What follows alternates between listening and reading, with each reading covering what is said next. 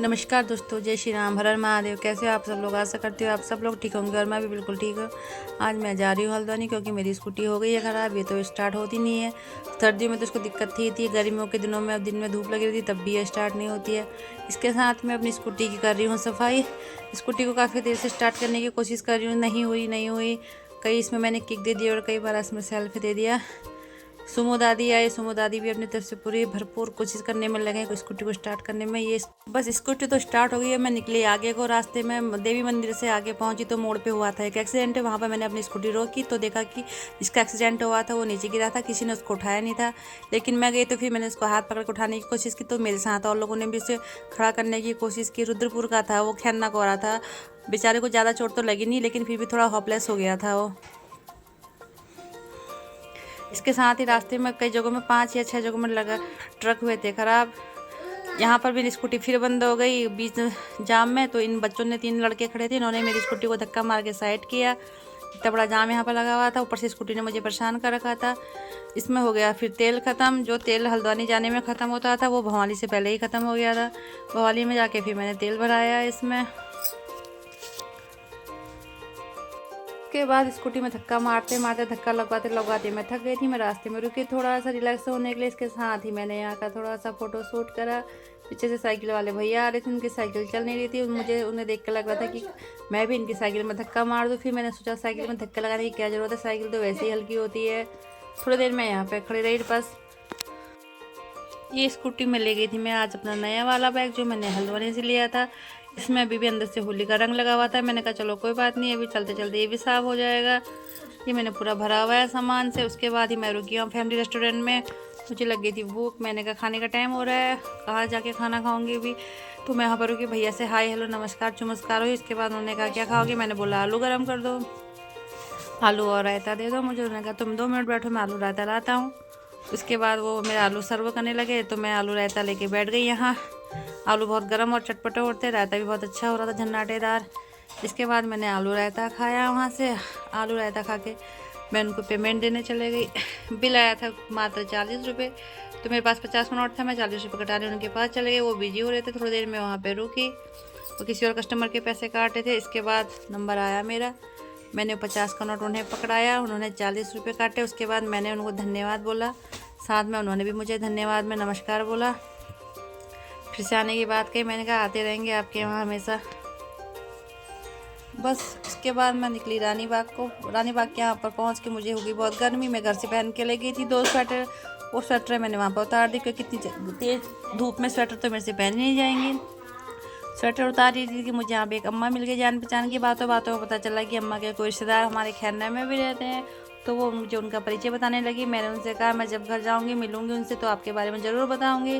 बस बातों बातों में अम्मा के संग मैंने थोड़ी और हंसी मजाक भी कर ली। इसके साथ ही मैंने कहा अम्मा से अम्मा थोड़ा तुम्हारे संग मैं थोड़ा सा वीडियो बना लेती हूँ ताकि मैं तुम्हारी वीडियो तुम्हारे परिचितों को दिखा सकूँ कि मुझे कौन वहाँ पर मिला था। अम्मा हंस से खुशी राजी हो गई मेरे संग वीडियो बनाने के लिए। रही अम्मा, वो जा रही थी मंदिर को। स्वेटर उतारने के बाद पहुंच गए मैं आगे को। ये आ गया वही पुल, जो पुल आजकल बंद हो रहा है जिसकी वजह से रूट डाइवर्ट कर रखा गया। इसके साथ मैं आगे को बढ़ी। मैंने कहा थोड़ा इसको नज़दीक से देख लेती हूँ। वहाँ पे चला था काम, सारे बॉडी पार्ट से वहाँ के खोल के अलग अलग कर रखे थे।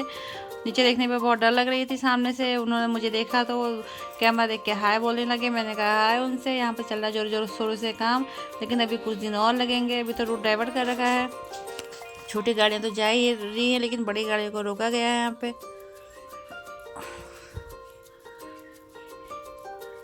उसके बाद मैं पहुंची हॉस्पिटल। किसी से मुझे मिलना था जो वहाँ एडमिट था, मैं उनसे मिल के आ। हॉस्पिटल से निकल के मैं मार्केट कर गई तो मेरी नज़र पड़ी एक ठेले में फल फूल और सब्जियाँ इतने सलीके से सजाई कि मुझे मन कर गया रुक के वहाँ पर वीडियो बनाने का।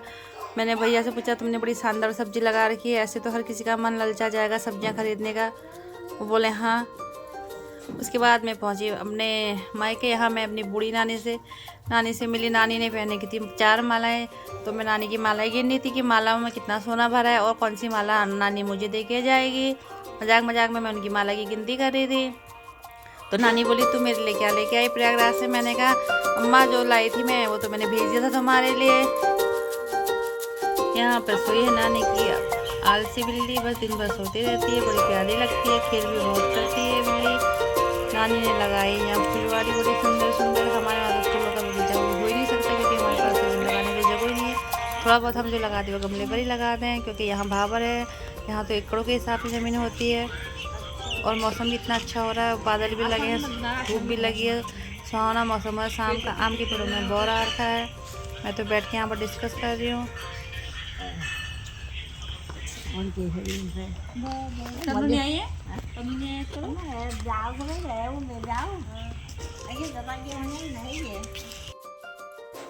इसके साथ ही अम्मा की बिल्ली फंस गई ऊपर पेड़ में। ये गई थी चिड़िया को मारने।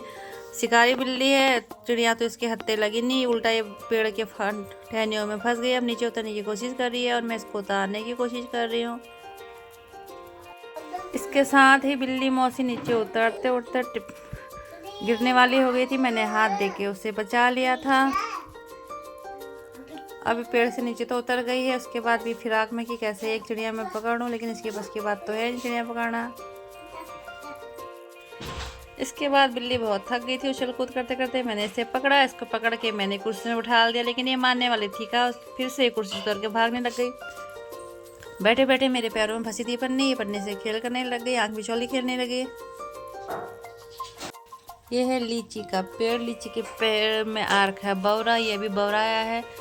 इनके आगे हैं दोनों कल्लो और सल्लो, दो कुत्ते इन्होंने पाल रखे हैं। ये भी मस्त रहते हैं नानी के संग। बस ये दो को मिला के एक कल्लो और बैठी है, यहाँ पर 3 हो गए हैं। मिलना जुलना तो हो गया, बस मैं चले गई अपने मायके में। फिर यहाँ आई है मेरे लिए शादी के घर से साड़ी और लिफाफे।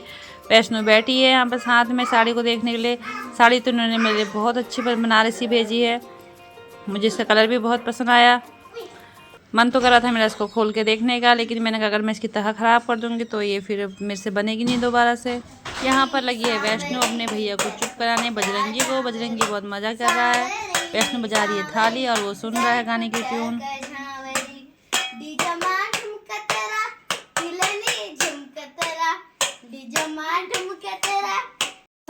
सर रख पैरों पे।